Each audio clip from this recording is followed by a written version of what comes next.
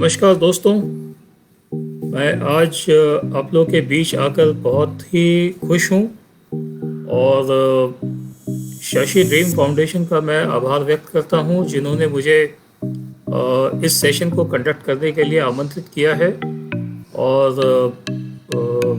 मैं अपनी शुभकामनाएं भी उन्हें प्रेषित करता हूँ कि इस महत्वपूर्ण विषय को उन्होंने आज आपके सामने प्रस्तुत करने के लिए मुझे आमंत्रित किया। और मैं कोशिश करूँगा कि मैं अपनी सारी बातें आपके सामने ठीक से रख सकूँ। तो ये बहुत आवश्यक है कि हम सभी चीज़ों को ठीक से एक प्रॉपर पर्सपेक्टिव जिसको हम कहते हैं, एक व्यवस्थित दृष्टिकोण के साथ समझ सकें। राजनीति के बारे में हम जब भी बात करते हैं तो एक बहुत ही अजीब सी छवि हमारे दिमाग में आती है जो जनरली लोगों ने बनाई हुई है कि एक राजनीति एक ऐसा विषय है जिसको लोगों को नहीं पढ़ना चाहिए, या वो करप्शन से जुड़ा हुआ मुद्दा है या करप्ट पॉलिटिशियन से जुड़ा हुआ मुद्दा है। ये तमाम बातें हमारे दिमाग में एक बहुत ही अजीब किस्म के चित्र के साथ उपस्थित होती हैं। लेकिन मज़े की बात यह है कि राजनीति एक इतना पुराना विषय है जो ईसा पूर्व 300 या उससे भी ज़्यादा पुराने समय से चला आ रहा है। मतलब आप ये समझ लीजिए कि जिस वक्त से समाज बना उस वक्त से पढ़ाई के 3 घटक बहुत महत्वपूर्ण थे जो शुरू हुए। समाज बना, लोगों ने व्यवस्थित तरीके से रहना शुरू किया, तो उसके वजह से सामाजिक नियमों की उत्पत्ति हुई। धीरे धीरे करके लोगों को समझ में आने लग गया कि उन्हें अगर साथ में रहना है तो उन्हें किस तरह से रहना चाहिए। इस तरह से जिसे हम सोशियोलॉजी कहते हैं, उसकी स्थापना हम कह सकते हैं विषय के रूप में नहीं, लेकिन एक बहुत ही इम्पोर्टेंट घटक के रूप में हम देखते हैं कि सामाजिक जीवन की स्थापना हुई। अब सामाजिक जीवन को चलाने के लिए जो सबसे आवश्यक था वो ये था कि कुछ तो नियमावली होनी चाहिए, और उस समाज को मैनेज कौन करेगा।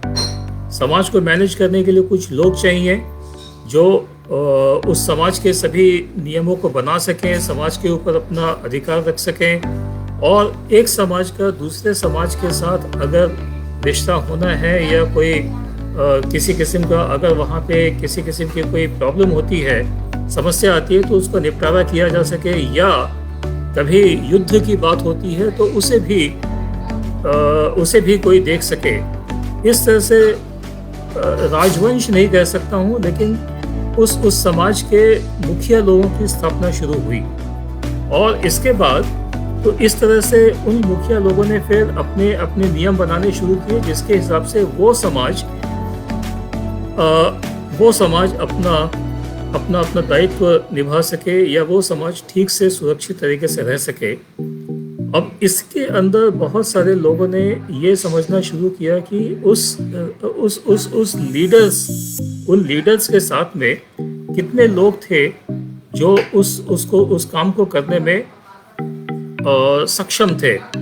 तो इस तरह से हम देखते हैं कि धीरे धीरे करके एक पॉलिटिकल लोग जो उसको ठीक से चला सकते, उस पर्टिकुलर समाज की स्थापना अलग से होती है जो उस समाज के लिए उत्तरदायी होते थे। उसके बाद बहुत इम्पोर्टेंट ये है कि किसी भी समाज को चलाने के लिए अगर इकोनॉमिक रिलेशंस चाहिए, आर्थिक व्यवस्था चाहिए, तो उसमें उत्पत्ति होनी चाहिए चीज़ों की, और चीज़ों की उत्पत्ति होने के साथ ही उन चीज़ों का आदान प्रदान होना चाहिए। अब आदान प्रदान आपके शारीरिक श्रम के आदान प्रदान के साथ चीज़ों का हो या फिर और किसी तरीके से हो, तो इकोनॉमिक रिलेशंस की बात हमने देखा। तो इस तरह से हम देख सकते हैं कि 3 बहुत ही इम्पोर्टेंट सब्जेक्ट जो थे वो समाज के उत्पत्ति के साथ ही शुरू हुए। अब राजनीति एक ऐसा शब्द है जिसे हम मॉडर्न टाइम्स में आधुनिक समय में हम देखते हैं कि बहुत ही मिसकंसीव नोशन है। मतलब ये एक ऐसा शब्द हो गया है जिसे हम लोग बहुत ही इज्जत के साथ नहीं देखते हैं। ऐसा लगता है कि कोई मारपीट करने वाले लोग होंगे या फिर इनका काम ही बिल्कुल ही इमोरल किस्म का होगा। ऐसा नहीं है एक्चुअली। राजनीति की पढ़ाई जो है बहुत ही रेस्पेक्टेबल पढ़ाई है और विश्व के बहुत सारे देशों के अंदर बहुत सारे जो बड़े बड़े उनके नेतागण हैं, उन्होंने राजनीति या राजनीति से संबंधित जितने भी विषय हैं, अंतर्राष्ट्रीय संबंध हैं या लोक नीति है या लोक प्रशासन है, उससे जुड़े हुए लोग हैं वो सभी लोग। और ये बहुत इंटरेस्टिंग सब्जेक्ट है। ये इंटरेस्टिंग सब्जेक्ट इसीलिए भी है क्योंकि इसके कई सारे घटक हैं और राजनीति को राजनीति विज्ञान भी कहा जाता है क्योंकि ये पूरे के पूरे राजनीति का जो अलग अलग घटक है, इसको समझने के लिए बहुत ही वैज्ञानिक दृष्टिकोण चाहिए। उतना ही वैज्ञानिक दृष्टिकोण चाहिए जितना कि आप किसी भी विज्ञान के विषय को पढ़ते हैं।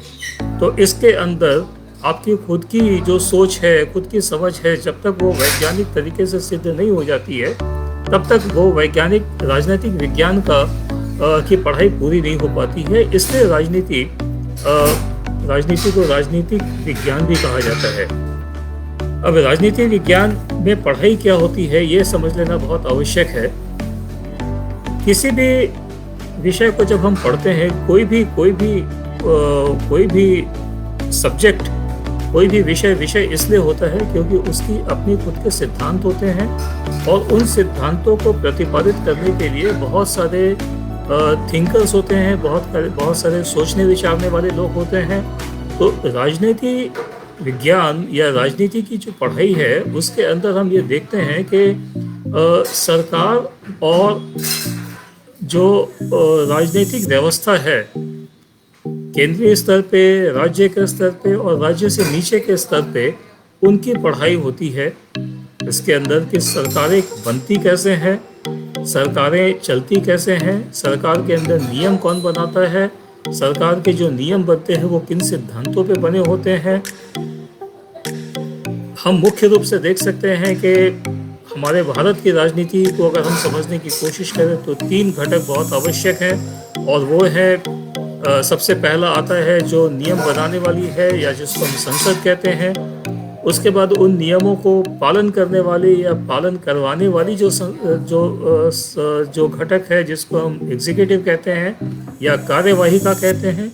और इन दोनों के बीच में अगर किसी किस्म का किसी भी प्रकार का अगर कोई प्रॉब्लम होता है, किसी किस्म का कोई इनके बीच में किसी कॉन्ट्रडिक्शन होता है, अंतर्विरोध होता है, तो उनको सुलझाने के लिए न्यायपालिका होती है। अब ये तीनों तो स्ट्रक्चर्स हैं, ये तीनों संस्थाएं हैं, न्यायपालिका, कार्यपालिका और नियम बनाने वाली जो संस्थाएं हैं, ये तो संस्थाएं हैं। इनका जो पढ़ना है वो भी राजनीति के संबंध में आता है। राजनीति का विषय है ये कि राजनीति के अंदर हम इनको कैसे समझ सकते हैं। तो राजनीति को समझने के लिए 2 या 3 तरीके होते हैं। पहला तो यह है कि संस्थाओं का जो स्टडी है, संस्थाओं के संबंध में समझना, जिसकी वजह से कोई भी देश अंतर्राष्ट्रीय संबंध या देश के अंदर केंद्र सरकार, राज्य सरकार और लोकल लेवल पे जो सरकारें चलती हैं वो कैसे चलती हैं, वो किस तरह से उनके अंदर उनका चुनाव होता है, वो नियम बनाते हैं और किस तरह से न्यायपालिका अपना काम करती है। तो जिसको हम अंग्रेजी में स्ट्रक्चरल फंक्शनल कहते हैं व्यू, कि कौन सी रचनाएं हैं सरकारों की और कौन सी किस तरह से वो काम करती हैं, या किस तरह से उनको काम किया जाना चाहिए, उनके सुपुर्द कौन सा काम होता है। ये एक बहुत इम्पॉर्टेंट, ये एक बहुत ही महत्वपूर्ण विषय है जो राजनीति विज्ञान से जुड़ी होती है।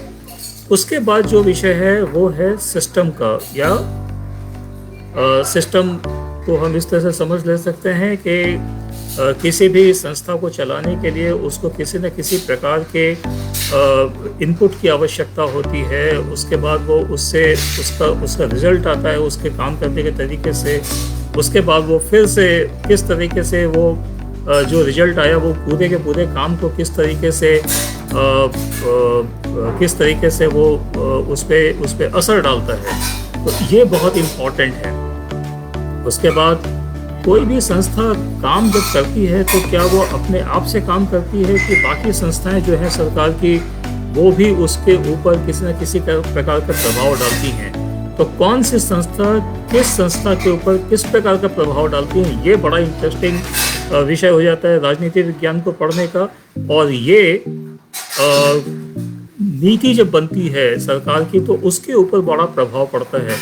तो हम ये देखते हैं कि राजनीति विज्ञान के अंदर 3 हिस्से हो जाते हैं। पहला तो ये है कि संस्थागत जो विषय है उसको समझना, संस्थाओं के बीच के संबंध को समझना, और इसकी वजह से जो सरकार का सबसे महत्वपूर्ण काम है नीतियों को बनाने का, जिसे हम अंग्रेजी में पब्लिक पॉलिसी कहते हैं। तो लोक नीतियों को बनाने के लिए जो भी कुछ होता है वो इस बात का परिणाम होता है कि इसके पीछे की जो संस्थाएं हैं उन्होंने किस तरह से काम किया है, या किस तरह से काम नहीं कर पाई हैं, या किस प्रकार के दबाव में काम करती हैं। राजनीतिक पार्टियां, लोक पार्टियां जो होती हैं, कांग्रेस है, बीजेपी है, तमाम जितने भी पार्टीज हैं, वो किस तरीके से अपने अपने जो उनके विचार हैं उसको अपने नीतियों के अंदर लाना चाहती हैं या नहीं लाना चाहती हैं। तो पहला जो भाव हो गया राजनीति विज्ञान का वो ये हो गया कि संस्थाओं के बीच के संबंध, संस्थाओं के बीच के जो अंतर्विरोध हैं, राजनीतिक पार्टियां किस तरह से संस्थाओं को प्रभावित करती हैं। चुनाव एक बहुत इम्पोर्टेंट विषय हो जाता है किसी भी राजनीति विज्ञान के पढ़ाई के अंदर। चुनाव क्यों आवश्यक है, लोकतंत्र क्यों आवश्यक है, लोकतंत्र के अंदर चुनाव किस तरह से किए जाते हैं, क्यों कुछ चुनाव की पद्धतियां अलग अलग देशों में अलग अलग किस्म की हैं। हमारे देश में राष्ट्रपति की पद्धति नहीं है, हमारे देश में संसदीय पद्धति है। लेकिन अभी हाल में चुनाव हुए अमेरिका में जो यूनाइटेड स्टेट्स ऑफ अमेरिका में, वहाँ पे क्यों राष्ट्रपति की पद्धति है वहाँ पे देश की। ये जो पूरा का पूरा एक विषय होता है पढ़ने का पॉलिटिकल साइंस को, ये बहुत इंटरेस्टिंग है। और इसीलिए ये पॉलिटिकल साइंस एक ऐसा विषय है जो जिसको हम बहुत ही वर्सटाइल सब्जेक्ट कहते हैं। अपने बारे में आपको मैं थोड़ा सा बता दूं, मैं विज्ञान का विद्यार्थी था 12वीं क्लास तक, और उसके बाद मुझे विज्ञान नहीं पढ़ना था। पता नहीं क्यों मुझे ऐसा लगता था कि मैं अब विज्ञान नहीं पढ़ना चाहता हूँ, मैं कुछ और सोशल साइंस के सब्जेक्ट पढ़ना चाहता हूँ। अब जिस दौर में मैं पढ़ता था स्कूल में, उस समय में तो मुश्किल ये थे कि आपको सभी लोगों के साथ आपको कन्विंस करना होता है कि आप क्यों सोशल साइंस पढ़ना चाहते हैं। और सबसे इम्पॉर्टेंट ये था कि मैं सोशल साइंस के अंदर क्या पढ़ूं। मैं थ्रू आउट विज्ञान का विद्यार्थी था, तो मुझे मालूम नहीं था कि मुझे सोशल साइंस में क्या पढ़ना चाहिए। इतिहास मुझे बहुत ज़्यादा पसंद नहीं था, सोशियोलॉजी के बारे में मुझे पता नहीं था, समाजशास्त्र के बारे में, इकोनॉमिक्स अर्थशास्त्र के बारे में मुझे बहुत ज़्यादा जानकारी नहीं थी। तो मेरे टीचर्स, जब मैं दिल्ली यूनिवर्सिटी में एडमिशन के लिए गया, तो मेरे जो मेंटर्स थे या जो प्रिंसिपल थे, उन्होंने बताया कि राजनीति शास्त्र एक ऐसा सब्जेक्ट है जिसके अंदर आपको राष्ट्रपति के बारे में, प्रधानमंत्री के बारे में, इन सभी लोगों के बारे में पढ़ना होगा। ये कुछ मुझे जाना पहचाना सा लग रहा था, क्योंकि 10वीं क्लास तक मैंने भी सिविक्स की पढ़ाई की थी। तो इस तरह से मैंने पॉलिटिकल साइंस सब्जेक्ट लिया। तो पहले तो मुझे भी कुछ समझ में नहीं आया कि ये क्या हो रहा है, क्यों हो रहा है, क्योंकि विज्ञान की दृष्टि से देखने की चीज़ों को आदत थी। लेकिन धीरे धीरे जब मैंने अपने आसपास में देखना शुरू किया कि जो मैं पढ़ रहा हूँ वो एक्चुअली पॉलिटिकल प्रोसेसेस, जिसको हम कहते हैं, राजनीतिक प्रक्रियाओं से किस तरह से जुड़ा हुआ है, तो मेरा इंटरेस्ट इसके अंदर जगा। और फिर मुझे लगा कि ये एक्चुअली सभी लोगों को पढ़ना चाहिए। राजनीति शास्त्र पढ़ने के पहले, खास करके भारतीय राजनीति शास्त्र, इंडियन पॉलिटिकल साइंस या पॉलिटिकल सिस्टम्स पढ़ने के पहले सबसे महत्वपूर्ण यह है कि अगर हमें अपने आप को समझना है तो हमें अपने कॉन्स्टिट्यूशन को पढ़ना बहुत ज़रूरी है, या किसी भी देश को अगर हमें समझना है तो उस देश के कॉन्स्टिट्यूशन को पढ़ना बहुत ज़रूरी है।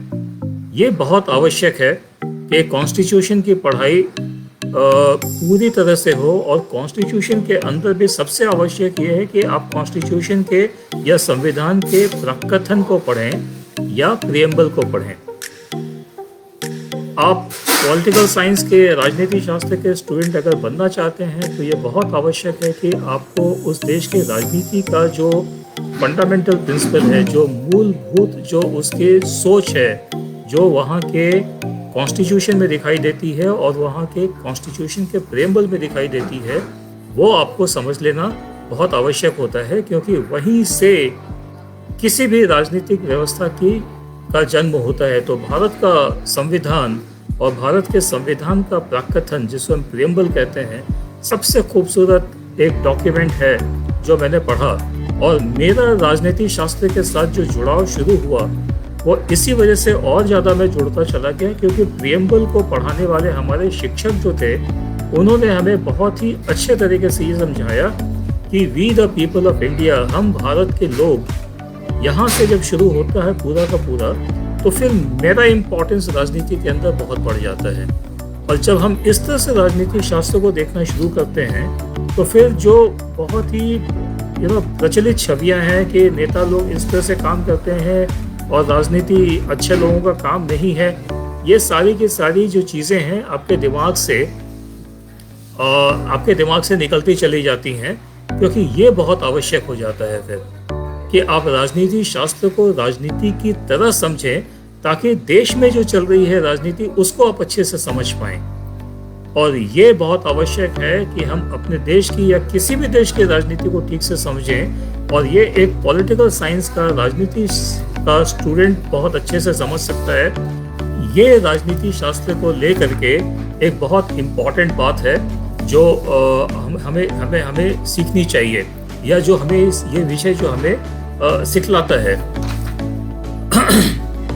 राजनीति का पहला भाग मैंने आपको बताया कि इसके अंदर संस्थाओं के अंदर के बीच की जो संबंध हैं वो किस तरह से एक संस्थाएं एक दूसरे को प्रभावित करती हैं। ये कभी कभी प्रभाव नेगेटिव होता है, कभी कभी पॉजिटिव प्रभाव होता है, और इस तरीके से हम जब बात करते हैं तो हमें पता लगता है कि इन संस्थाओं को जोड़ने के लिए जो प्रक्रियाएं हैं और इन संस्थाओं को चलाने के लिए जो बहुत ही कॉन्सेप्ट्स हैं, कुछ विचार हैं, जैसे कि डेमोक्रेसी का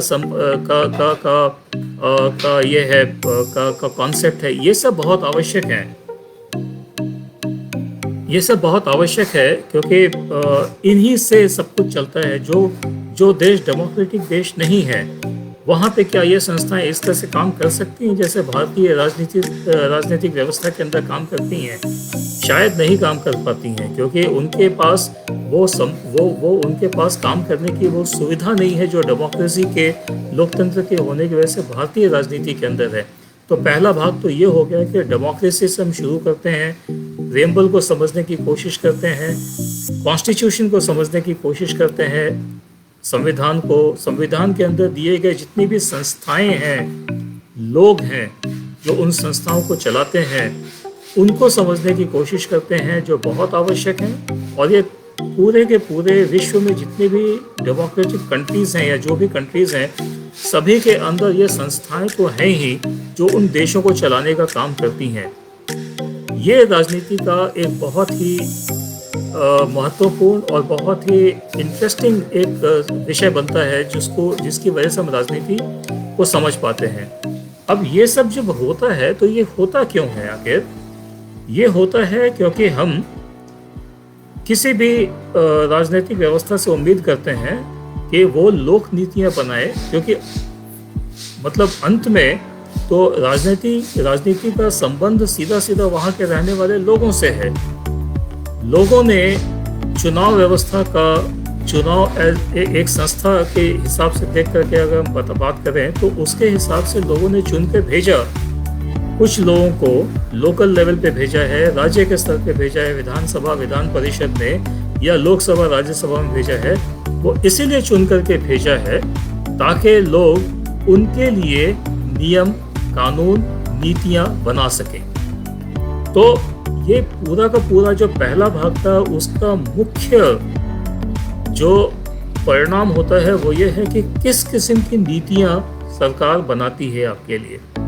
तो सरकार का जो स्टडी है वो राजनीति शास्त्र का पहला भाग है। दूसरा भाग हो जाता है पब्लिक पॉलिसी या लोक नीतियों का। लोक नीतियां कैसे बनती हैं, कौन बनाते हैं या कौन नहीं बनाते हैं, कब लोक नीतियां बनानी चाहिए या कब नहीं बनानी चाहिए, ये सारी की सारी चीज़ें बहुत ही इंटरेस्टिंग है। और वो इतना ज़्यादा मज़ेदार है राजनीति शास्त्र का ये हिस्सा कि और इतना ज़्यादा विस्तृत भी है कि वो अपने आप में एक नया विषय बन गया है।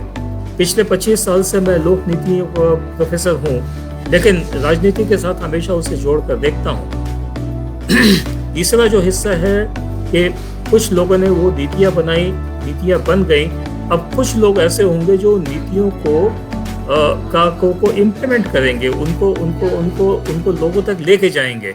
अब इसके अंदर पूरी की पूरी कार्यवाही का या जो हम एग्जीक्यूटिव कहते हैं वो बहुत आवश्यक हो जाता है कि वो किस किस्म की हो। तो पब्लिक एडमिनिस्ट्रेशन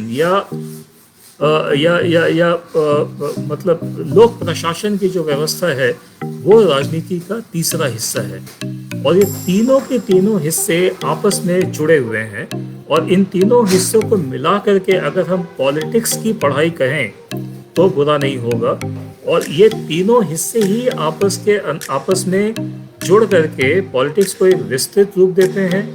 अदरवाइज अब पिछले 25-30 साल या 40 साल से पब्लिक पॉलिसी की पढ़ाई अलग हो रही है, पब्लिक एडमिनिस्ट्रेशन की पढ़ाई अलग हो रही है, लोक प्रशासन की पढ़ाई अलग हो रही है और राजनीति शास्त्र की पढ़ाई तो हो ही रही थी हमेशा से। लेकिन इन तीनों की ही पढ़ने में ये आवश्यक है कि हम तीनों के बीच के संबंध को समझें और ये संबंध को समझने के साथ ही आपके करियर के चॉइसेस या किस तरह से आप पढ़ना चाहते हैं राजनीति को वो बहुत क्लियर होता चला जाता है।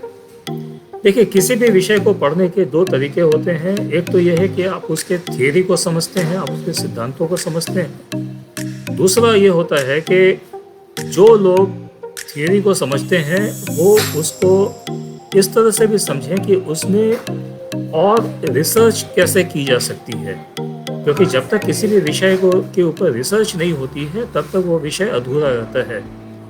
अब रिसर्च करने के लिए पॉलिटिकल साइंस को हमेशा ही एक गुणात्मक रिसर्च की तरीके से देखा जाता था, जिसके अंदर लोगों की भावनाएं, लोग क्या चाहते हैं, लोगों के विचार क्या हैं, सिर्फ उसी तरीके से रिसर्च होता था या शोध प्रक्रिया होती थी। लेकिन पिछले 30-40 सालों से हम लोगों ने देखा है कि इसके अंदर संख्यात्मक शोध या क्वांटिटेटिव रिसर्च का बहुत बड़ा हाथ आ गया है। अब मैं आपको उदाहरण देता हूँ। आप लोगों ने कई बार देखा हो कि भारत में जब भी चुनाव होते हैं या विदेशों में चुनाव होते हैं तो हम लोग उन चुनावों के जो परिणाम है उसको बड़े आराम से नंबरों में हम प्रकाशित करते हैं, नंबरों में बताते हैं कि इतने % वोट हुए, इतना ये हुआ। मतलब हम उसको संख्या के हिसाब से हम उसको बता सकते हैं लोगों को। अब ये जो है बहुत ही मज़ेदार तरीका है देखने का। और अभी बिहार में जो चुनाव हुआ, उन चुनावों के जो रिजल्ट्स थे उनको आप ग्राफ में देख सकते थे, आप उनको चार्ट में देख सकते थे, आप ये देख सकते थे कि किसका वोट कहाँ पे शिफ्ट हुआ है, नहीं हुआ है, स्विंग कितना है। ये बहुत इम्पॉर्टेंट है। और इस तरीके से अगर आप पढ़ सकते हैं या इस तरह से राजनीति विज्ञान को आपने पढ़ा तो इसमें नौकरियों की कोई कमी नहीं होती, क्योंकि इस तरह से राजनीति शास्त्र को पढ़ने वालों की संख्या बहुत कम है। तो एक बहुत इम्पॉर्टेंट जो जॉब का रास्ता खुलता है राजनीति विज्ञान को पढ़ करके वो ये है कि पॉलिटिकल साइंस को, राजनीति विज्ञान को आप स्टैटिस्टिक्स के जैसा, अर्थशास्त्र स्टैटिस्टिक्स एक विषय है जिसके अंदर आप नंबरों को समझने की कोशिश करते हैं, उसके साथ पढ़ें या उसके जैसा पढ़ें तो जो अर्थशास्त्र मतलब जो स्टैटिस्टिक्स का अगर मेल किया अपने राजनीति शास्त्र के अंदर तो आप बहुत ही आसानी से पॉलिटिकल पॉलिटिकल स्टैटिस्टिशियन या पॉलिटिकल एनालिस्ट की भूमिका में, राजनीतिक विश्लेषक की भूमिका में आप आ जाते हैं। और राजनीतिक विश्लेषक जो अच्छे से जिन्होंने विषय को समझा है, इनकी संख्या हमारे देश में आज भी बहुत कम है। तो किसी भी इलेक्शन को समझना या इलेक्शन के पहले जो प्रक्रियाएं होती हैं, चुनाव के पहले जो प्रक्रियाएं होती हैं, अभी आप देखिए कि आप लोगों ने सुना होगा एग्जिट पोल के बारे में, ओपिनियन पोल के बारे में, जो चुनाव के बाद होता है। अब ये सब चीज़ें जो हैं, राजनीति शास्त्र के जो स्टूडेंट्स होते हैं, ये वो बहुत अच्छे से कर पाते हैं, क्योंकि पहला, उन्हें तो राजनीति के सारे प्रक्रियाओं के बारे में पता होता है। दूसरा, सबसे महत्वपूर्ण यह है कि उन्हें वो प्रक्रिया, जो विचार है लोगों को, उनको संख्यात्मक तरीके से ढाल करके और फिर लोगों तक पहुंचाने का पूरा विज्ञान पता होता है। तो लोग कभी भी पूरे पेज का आर्टिकल नहीं पढ़ना चाहेंगे, बस वो ये देखना चाहेंगे कि संख्यात्मक तरीके से किसी भी चीज़ को कितने आसानी से उनको समझा दिया गया और वो समझ के खुश हो जाते हैं। ये राजनीति विज्ञान के विद्यार्थियों के लिए एक बड़ा इम्पॉर्टेंट, बहुत ही महत्वपूर्ण रास्ता बनता है, जिसको वो देख सकते हैं as a career choice. Bharat के करीब हर विश्वविद्यालय में या हर कॉलेज में राजनीति विज्ञान पढ़ाई जाती है, क्योंकि ये एक महत्वपूर्ण बेसिक सब्जेक्ट है सोशल साइंस का। इसको बगैर पढ़े आप सोशल साइंस में आप लोगों ने कुछ पढ़ाई की है, ऐसा कोई मान नहीं सकता है। तो अगर आपने अर्थशास्त्र में भी एडमिशन लिया है, तो वहाँ पे भी किसी न किसी किस्म का पॉलिटिक्स का एक पेपर होगा। अगर आपने सोशियोलॉजी लिया है, तो वहाँ पे भी पेपर होगा। तो मुख्य रूप से क्या होता है कि राजनीति विज्ञान फिर दूसरे विषयों के साथ भी जुड़ जाता है। तो जैसे हम पॉलिटिकल सोशियोलॉजी कहते हैं या राजनीतिक समाजशास्त्र कहते हैं, जिसके अंदर शक्ति का, पावर का स्टडी होता है, लीडरशिप की स्टडी होती है, नेतृत्व जैसे हम कहते हैं। इसकी अगर आपको राजनीतिक स्टडी करनी है, तो वो पॉलिटिकल सोशियोलॉजी या राजनीतिक समाजशास्त्र के अंदर स्टडी हो जाती है। या राजनीतिक अर्थशास्त्र की स्टडी अगर करनी है, जिसे हम इंग्लिश में पॉलिटिकल इकोनॉमी कहते हैं, तो वो एक अलग विषय बन जाता है। कहीं से भी आप देखें तो राजनीति शास्त्र एक बहुत इम्पॉर्टेंट विषय बनता तो है ही है। इसका पूरा इतना विस्तृत है राजनीति शास्त्र का पूरा ओर शोर के किसी एक परिधि में बांध लेना इस राजनीति शास्त्र को बहुत ही कठिन होता है। ये हमारे हर दिन की जिंदगी से जुड़ा हुआ विषय है। हम हर दिन देखते हैं कि सरकार कुछ न कुछ निर्णय लेती है। वो निर्णय क्यों लेती है, कैसे लेती है, ये अगर हम समझने की कोशिश करें तो हम ऑटोमेटिकली, मतलब अपने आप से हम राजनीति की प्रोसेस से जुड़ना शुरू हो जाते हैं। मेरे कई सारे मित्र हैं जो कहते हैं कि मुझे राजनीति से संबंधित कोई भी चीज़ अच्छी नहीं लगती है, क्योंकि वो मुझे राजनीति ही पसंद नहीं है। मुश्किल ये है कि अगर आपको ये समझ में नहीं आ रहा है कि आपके लिए नीतियाँ जो बनती हैं, जो आपको कंट्रोल करती हैं, जो आपको गवर्न करती हैं, वो कौन बनाता है, कैसे बनाता है, अगर आप ये नहीं समझना चाहते हैं, तो कई दफ़े सरकार गलत नीतियाँ भी बना सकती है। और अगर आपने सही नीतियों को नहीं समझा, तो गलत नीतियों को भी आप नहीं समझ पाएंगे, और उसमें तो फिर आपके नागरिक होने का कोई महत्व नहीं हो जाता है, कोई महत्व नहीं रहता है। क्योंकि फाइनली हम सभी लोग नागरिक तो हैं ही, राजनीतिक नागरिक होना ज़्यादा अच्छा है, वजह इसके कि आप राजनीति से अपना पीछा छुड़ा करके और फिर नागरिक हो जाएं। ये अच्छी बात नहीं है। इसलिए राजनीति से हमें दूर नहीं हटना है, उसे समझने की कोशिश करनी है। हर व्यक्ति पॉलिटिकल व्यक्ति होता है, हर व्यक्ति राजनीतिक व्यक्ति होता है। इसका मतलब यह है कि हर व्यक्ति की एक राजनीतिक सोच होनी चाहिए। राजनीतिक होने का मतलब ये नहीं है कि आप चुनाव में खड़े हो जाए। चुनाव में खड़े होना आपका मूलभूत अधिकार है, आपको खड़े होना चाहिए। और अच्छे लोग जब तक चुनाव में खड़े नहीं होंगे, किसी भी देश की राजनीतिक व्यवस्था में परिवर्तन नहीं आता है। बहुत पहले यानी ईसा के भी कोई 90-100 मैं आपको बता सकता हूँ कि सेकेंड सेंचुरी बीसी, मतलब ईसा के 2 सेंचुरी बीसी, बिफोर ईसा के 2 सेंचुरी पहले अर्थशास्त्र नाम की किताब लिखी गई थी। उसको हमारे देश के बहुत बड़े चिंतक कौटिल्य ने लिखा था, जिसको मैं अपना मानस गुरु मानता हूँ, और कौटिल्य को पढ़ना बहुत आवश्यक है। कौटिल्य का दूसरा नाम चाणक्य भी था, जिसके बारे में आप सभी लोगों को पता होगा थोड़ा बहुत। अब अर्थशास्त्र जो है वो है राजनीति, देश को चलाया किस तरह से जाए, देश के राजा की क्या भूमिका है और साथ ही प्रजा की क्या भूमिका है, और राजा और प्रजा को जोड़ने वाले जितनी भी संस्थाएं, जितने भी लोग हैं, उन सब का क्या महत्व है, क्या भूमिका है, उनको काम कैसे करना चाहिए, करप्शन क्या होता है, टैक्सेशन क्या होता है, तमाम चीज़ें उस इतनी बृहद किताब के अंदर लिखी गई हैं। मुझे लगता है कि राजनीति शास्त्र का जो स्टूडेंट होता है उसे ये किताब पढ़ाई जाती है, और ये पढ़ना बहुत आवश्यक है, क्योंकि एक सवाल जैसा मैं देख पा रहा हूँ कि हमारे हर दिन की ज़िंदगी से क्या जुड़ा हुआ है, तो मुझे लगता है कि ये तमाम चीज़ें हमारी ज़िंदगी से जुड़ी हुई हैं। देश के हर विश्वविद्यालय के अंदर राजनीति शास्त्र पढ़ाई जाती है। दिल्ली यूनिवर्सिटी में का मैं खुद स्टूडेंट रहा हूँ, तो वहाँ पे पॉलिटिकल साइंस का डिपार्टमेंट बहुत अच्छा है। फिर मैं JNU गया था पढ़ने के लिए, political science centre for political studies में।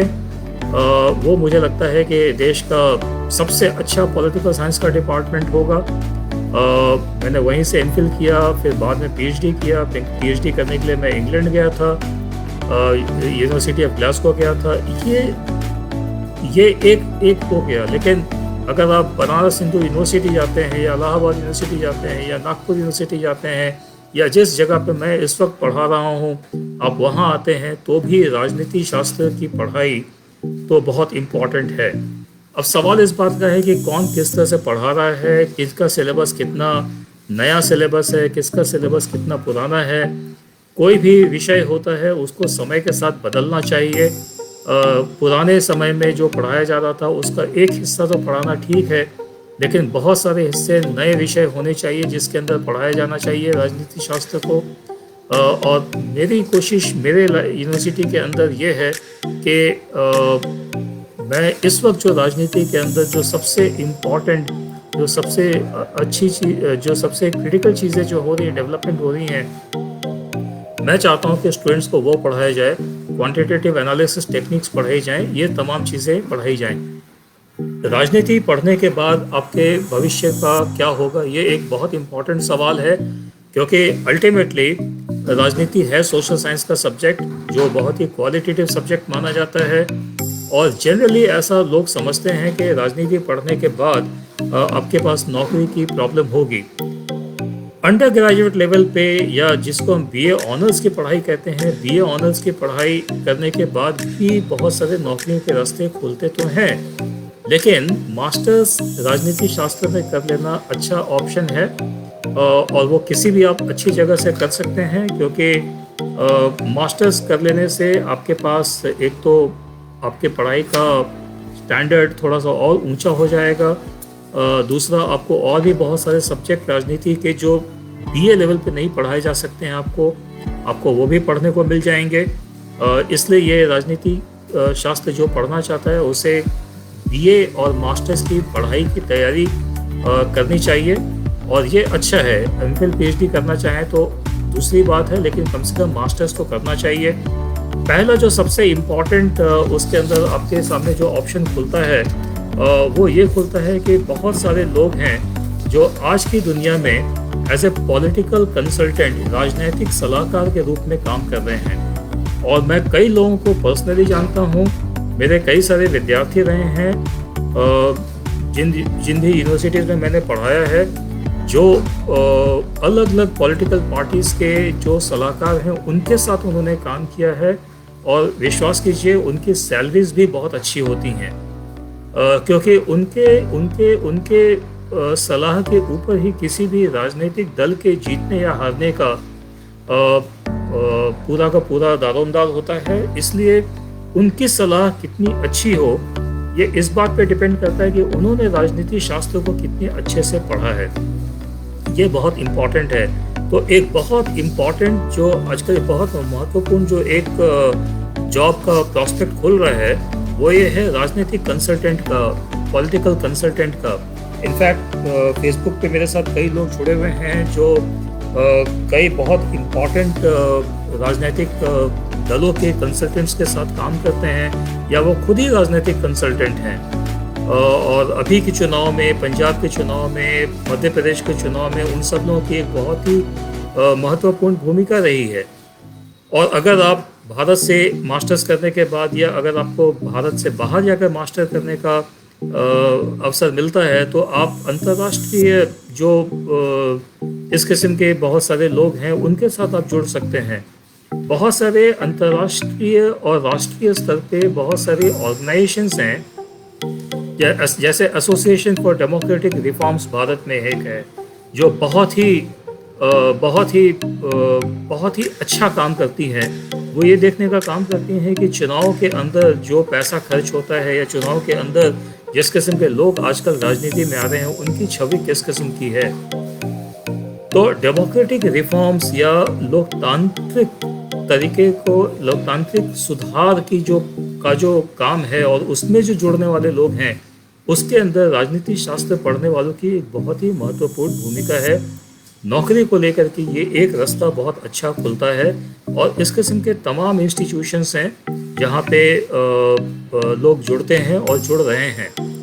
जिस वक्त मैं खुद विश्व बैंक में काम कर रहा था वहाँ पे भी मेरे साथ जो काम करने वाले लोग थे उसमें से 3-4 लोग तो ऐसे थे जिन्होंने राजनीति विज्ञान में मास्टर्स की डिग्री की थी, भारत से भी किया था, भारत के बाहर से भी किया था।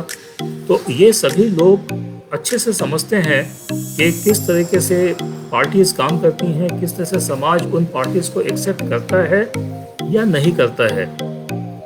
ये एक बहुत इम्पॉर्टेंट काम है। दूसरा जो एक बहुत इम्पॉर्टेंट रास्ता खुलता है आप लोगों का, वो ये है कि आप पॉलिसी एनालिस्ट बन जाते हैं या पॉलिसी एनालिस्ट बन सकते हैं आप। जो लोग नीतियाँ बनाते हैं उन नीतियों का विश्लेषण करना और फिर लोगों के सामने या नीति बनाने वालों के सामने ठीक से रखना कि इन नीतियों का जो यथोचित प्रभाव है वो पड़ेगा या नहीं पड़ेगा, या किस तरह से बदलाव किया जाए ताकि जिस तरीके से बनाया जा रहा है वो कितना अच्छा हो सकता है।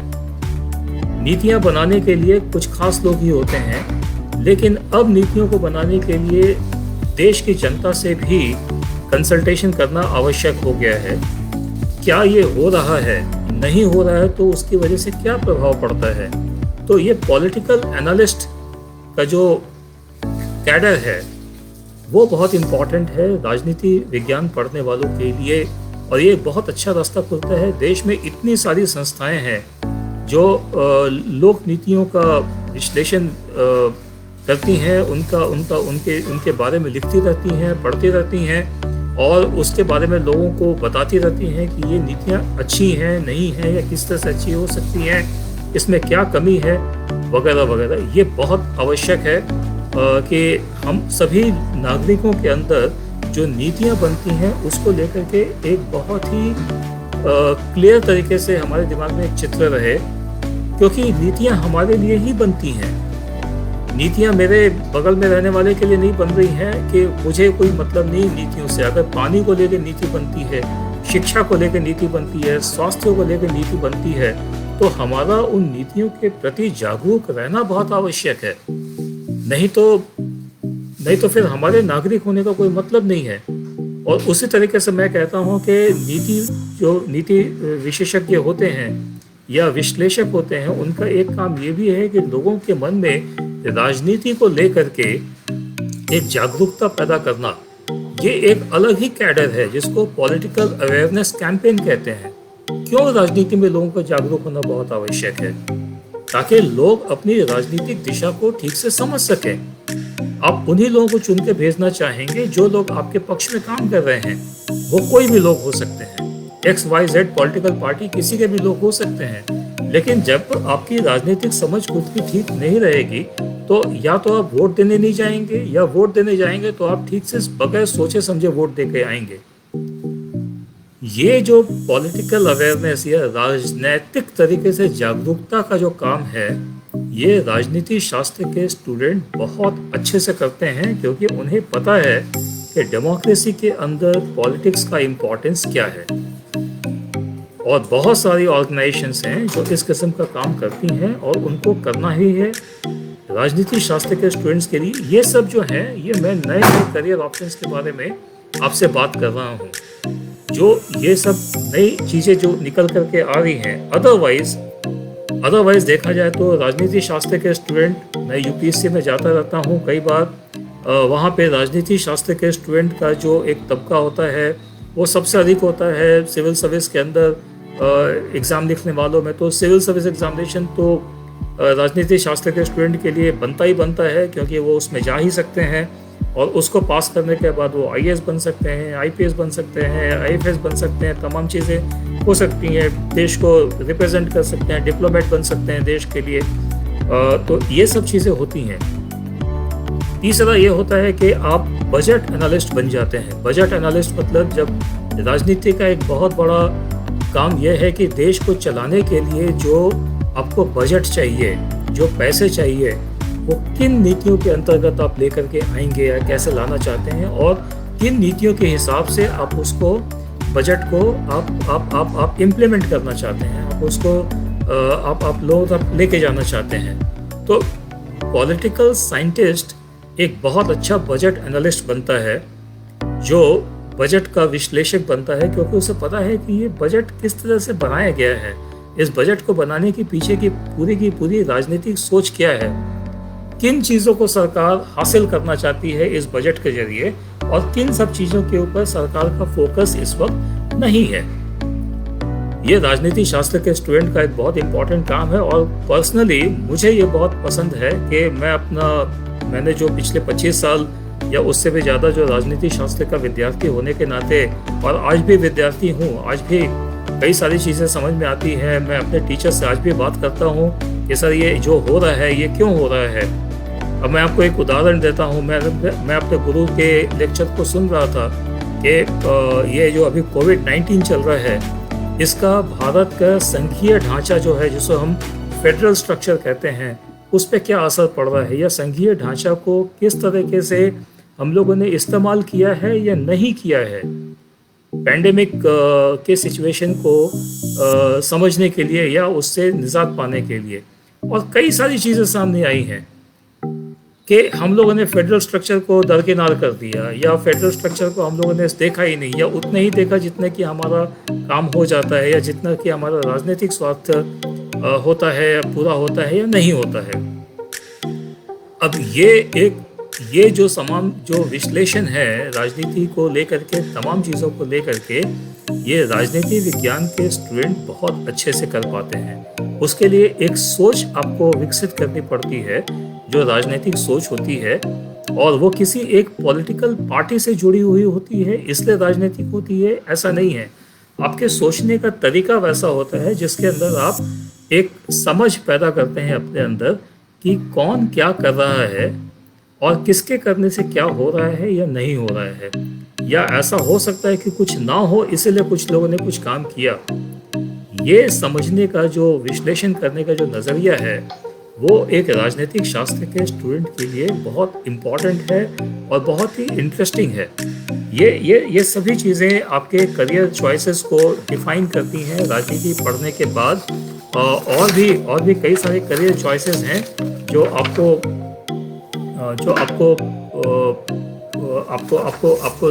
अलग अलग दिशा में ले जा सकती हैं। अगर आप मेरे जैसा टीचर बनना चाहते हैं तो आप बड़े आराम से बन सकते हैं, लेकिन आपको उसके लिए पीएचडी तो कम से कम करनी पड़ेगी। राजनीति विज्ञान के स्टूडेंट लॉ के प्रोफेशन में जाते हैं।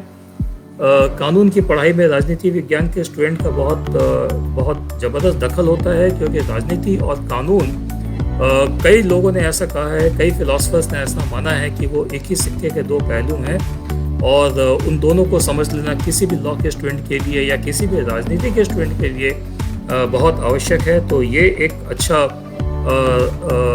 करियर चॉइस बनता है आपके लिए। जर्नलिज्म के अंदर, पत्रकारिता के अंदर राजनीति शास्त्र के जो पढ़े पढ़ाए स्टूडेंट जाते हैं तो पत्रकारिता का अंदाज बिल्कुल अलग कर देते हैं, क्योंकि उनके अंदर उन चीज़ों को समझने की क्षमता होती है।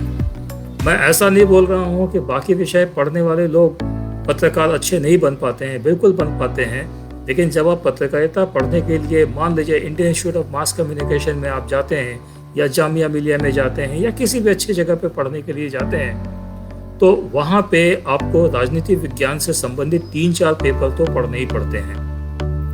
इसका मतलब ये तय हो गया कि राजनीति विज्ञान एक इतना इम्पॉर्टेंट विषय है जिसे पत्रकारिता को समझने के लिए पढ़ना बहुत आवश्यक है। और देश के बहुत सारे वरिष्ठ पत्रकार जो आज के डेट में आप टीवीज पे देखते हैं, वो सब मेरे या तो सीनियर थे या मेरे समकक्ष थे। तो ये एक ऐसा विषय है जो आपको कई दिशाओं में एक साथ ले जाने के लिए बहुत अच्छे से प्रेरित करता है और बहुत अच्छे से आपको तैयार करता है। आप सोशल सर्विसेज में जा सकते हैं, सोशल सर्विसेज मतलब सोशल वर्क के दिशा में आप जा सकते हैं, टीचिंग में आप जा सकते हैं, ये आपके लिए एक अच्छा रहता है एज ए प्रोफेशन। उसके बाद और भी कुछ करियर चॉइसेस हैं कई जगह पे। तो ये भी कहा जाता है, अभी मैं आपको बता रहा हूँ, जैसे बिहार में अभी जब चुनाव हुआ तो मेरे 2 क्लासमेट्स JNU में जो मेरे साथ पढ़ते थे, वो इस साल MLA चुन करके आए और दोनों राजनीति विज्ञान के स्टूडेंट थे। अब राजनीति के स्टूडेंट थे इसलिए पॉलिटिक्स में बहुत अच्छे थे, या पॉलिटिक्स में बहुत अच्छे थे इसलिए उनको राजनीति के स्टूडेंट थे, ये बोलना बहुत मुश्किल है। लेकिन ये तय है कि उनको राजनीति की समझ बाकी लोगों से बहुत अच्छी थी, क्योंकि वो थियरी और प्रैक्टिस दोनों को बहुत अच्छे से समझ सकते थे।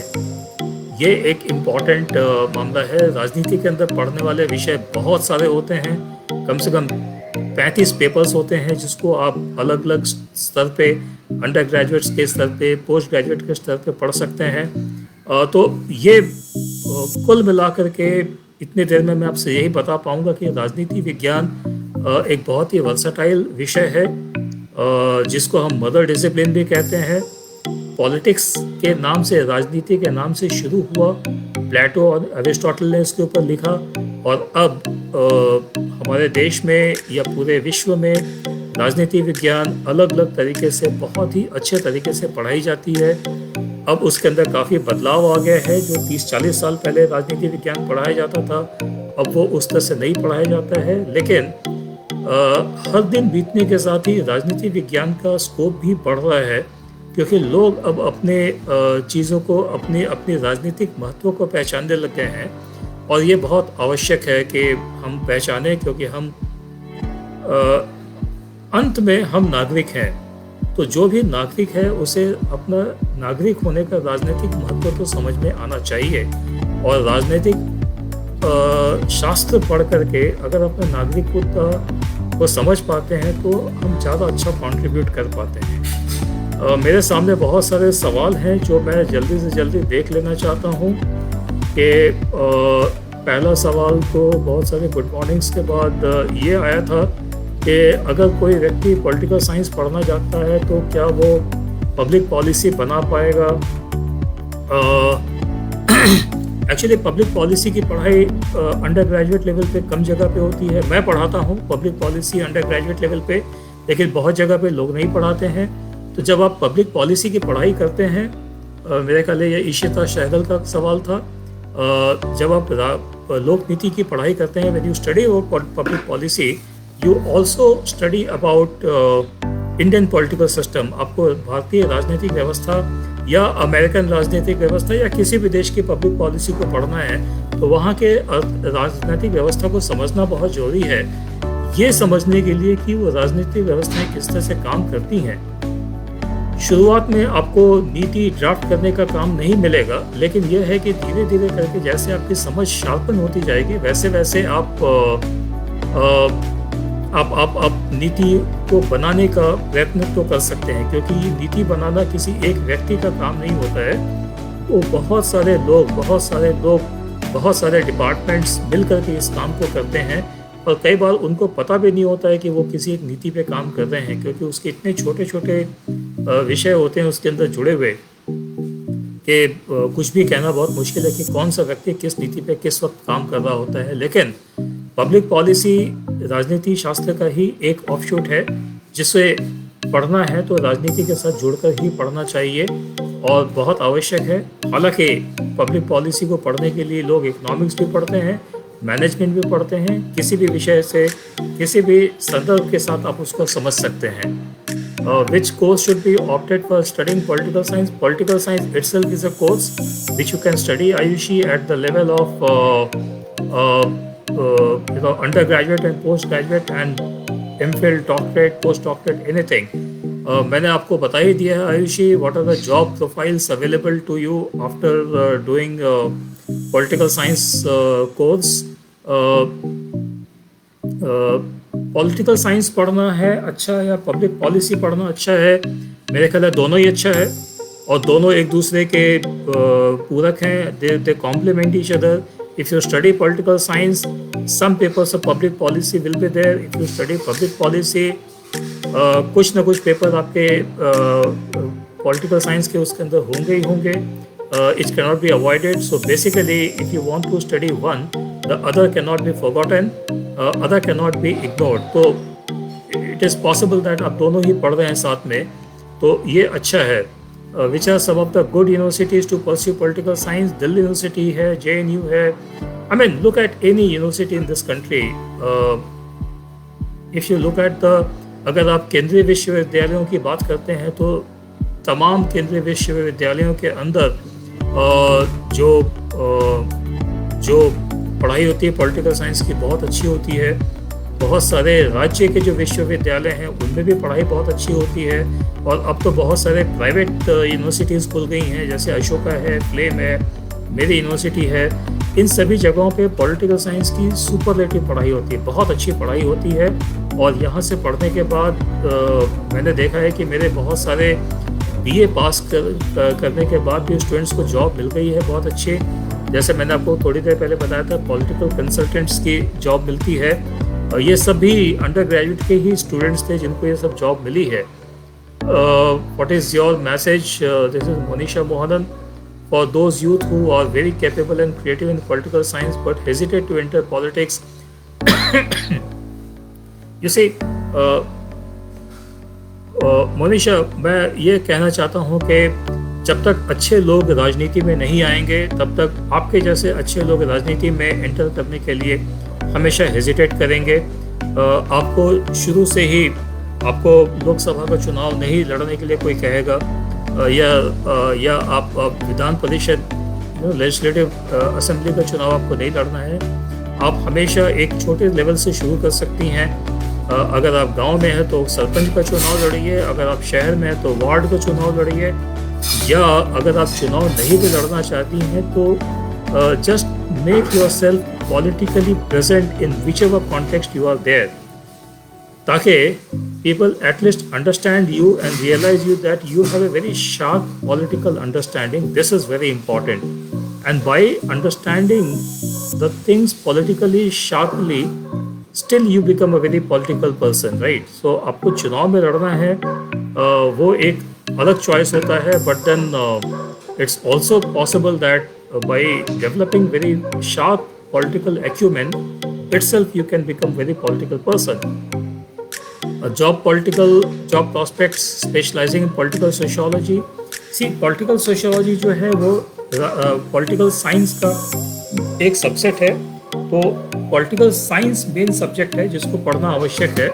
political sociology उसका एक हिस्सा है जिसके अंदर लीडरशिप है, पावर है, इस किस्म के कॉन्सेप्ट्स को समझने के लिए पढ़ना होता है। तो ये आपको एक इंटीग्रेटेड तरीके से देखना होगा कि आपको करना क्या है एग्जैक्टली। लेकिन पॉलिटिकल सोशियोलॉजी या पॉलिटिकल इकोनॉमी को समझे बगैर पॉलिटिकल साइंस को समझ लेना बहुत मुश्किल है। इसलिए ये तो पढ़ना ही पड़ता है कि आप अगर आपको राजनीति शास्त्र पढ़नी है तो masters in political science which is better, JNU और Hindu college, Delhi university. You से इशिता, मैं दोनों का ही स्टूडेंट रहा हूँ। मैंने दिल्ली यूनिवर्सिटी से अपना अंडर ग्रेजुएशन किया है and then I was student for Kirorimal college for 1 year, और उसके बाद मैं JNU चला गया। तो ये चॉइस मेरे लिए करना बहुत मुश्किल है कि कौन अच्छा है, क्योंकि दोनों ही मेरे अल्मा मैटर हैं और मैंने दोनों जगह पढ़ाई की है। आपको जहाँ पे एडमिशन मिल जाता है यू स्टडी देयर, बिकॉज दोनों ही बहुत अच्छे हैं। और उसके अलावा दिल्ली में अगर कोई है तो उनके लिए और भी ऑप्शंस हैं पॉलिटिकल साइंस पढ़ने के लिए।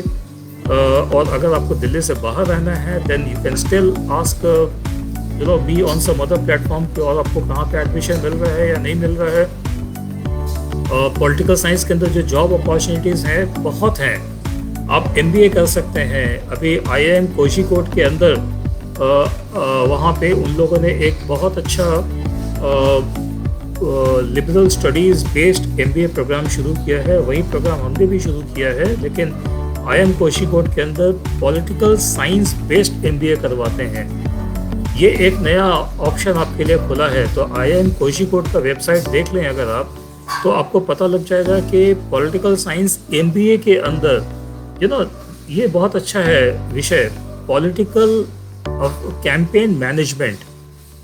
ये एक बहुत ही नया किस्म का जॉब अपॉर्चुनिटी आया है जिसको समझना बहुत ज़रूरी है। जो हम राजनीतिक कैंपेन करते हैं इलेक्शंस के टाइम में, या कहीं ना कहीं चुनाव होते ही रहते हैं या चुनाव होने की तैयारी है, तो ये राजनीतिक कैंपेन जो होती हैं उस कैंपेन को मैनेज करने के लिए एक अलग से मैनेजमेंट की डिग्री है जिसको पॉलिटिकल मैनेजमेंट कहते हैं या पॉलिटिकल कैंपेन मैनेजमेंट कहते हैं। ये एक बड़ा फर्टाइल किस्म का अभी जॉब प्रॉस्पेक्ट आया है जो आपको देखना चाहिए। Job opportunities in as a professor, somebody just wrote about the professor. Yes, I'm a professor of political science and public policy and I think I'm enjoying my life. बहुत अच्छा है। This question is very relevant, Monisha. How to create awareness among the youth who are losing faith in politics? What is the way to develop it? Should it be important to make it at the school level? Yes, of course, very important. And to understand जो मैंने बताया था कि political awareness create करने के लिए लोगों को राजनीति के बारे में पता होना चाहिए। They should understand the positive aspects of politics rather than the negative aspects of politics. And what actually comes in front of us is mostly the negative aspects of politics, and that is why all of us lose faith in political processes, right?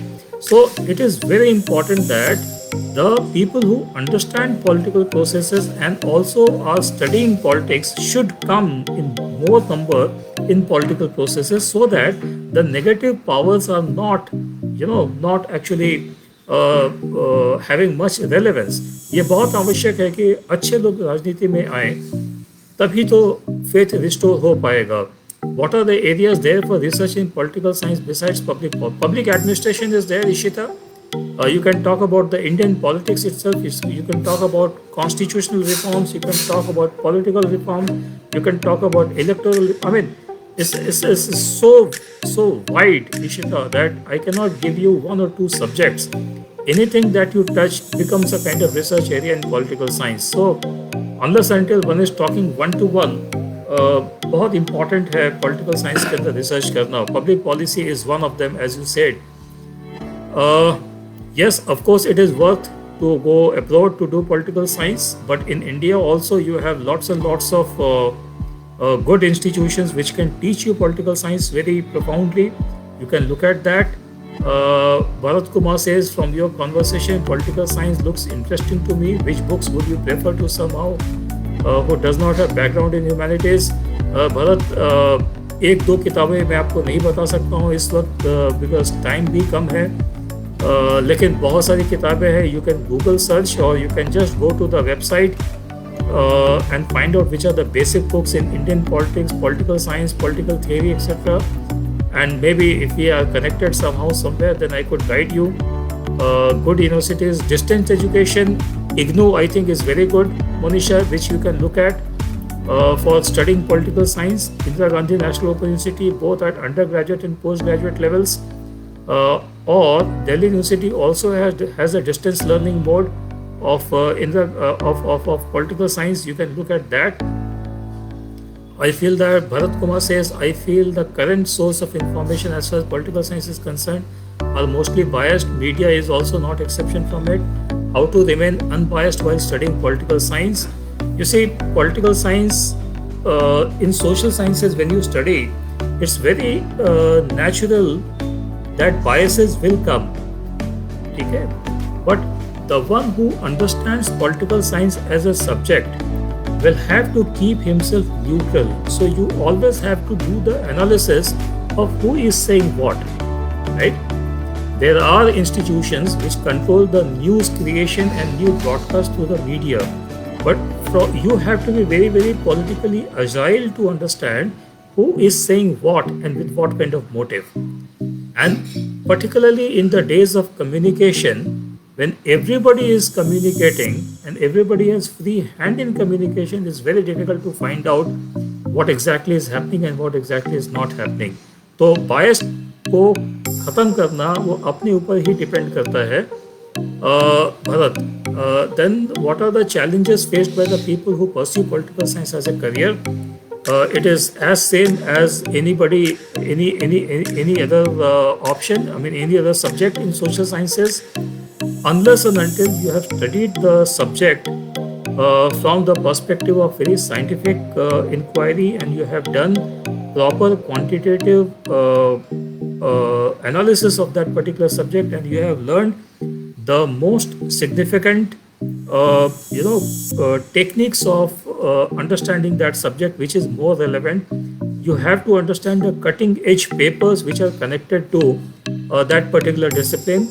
70 साल पहले या 80 साल पहले या 50 साल पहले या 40 साल पहले जो पढ़ाया जा रहा था वो हो सकता है उस वक्त ज़्यादा रेलेवेंट हो. इस वक्त हम 2021 की बात कर रहे हैं. 2021 में पॉलिटिक्स जो ज़्यादा रेलेवेंट है पॉलिटिकल साइंस के अंदर उसको समझना ज़्यादा आवश्यक है. And I think this is more important. So if there are no more questions, so this is how you can overcome. I mean, the moment you slip back into the past, the challenges will be there.